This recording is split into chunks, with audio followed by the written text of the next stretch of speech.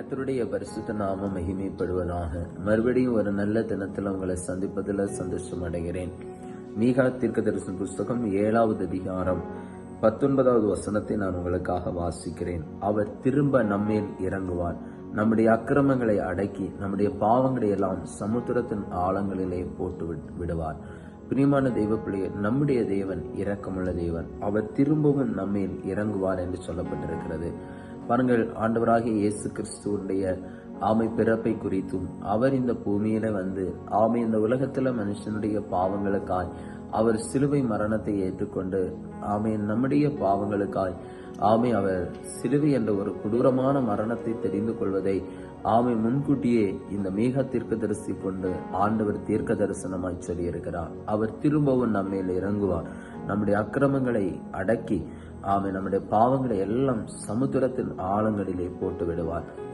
சோதர ஆண்டவராய் இயேசு கிறிஸ்து நம்முடைய பாவங்களில் நமக்கு விடுதலை தந்து நம்மை ரட்சிப்பு தர அவரே வல்லமை உள்ளவராய் இருக்கிறார். அவருடைய நாமமே நம்முடைய வாழ்க்கையில ரட்சிப்பை கொண்டு வருகிறது. பாவத்திலிருந்து நம்ம விடுதலை தந்து ஆண்டவருக்கு பிரியமான பிள்ளைகளாய் நம்மை மாற்றுகிறார். கர்த்தருடைய இரக்கம் நம்ம இருக்கிறதுனாலதான் இன்றைக்கு நாம் ஜீவனோடு இருக்கிறோம். இல்லைன்னா பாவத்திற்கு தண்டனை பெற்றுக்கொண்டு என்றைக்கோ இந்த பூமியிலிருந்து மரித்து போயிருப்போம். ஆகவே அவர் இரக்கமுள்ள ஆண்டவர். 1000 தலைமுறை மட்டும் அவர் அன்பு கூறுகிறவர்களுக்கு அவர் இறங்குகிறார்.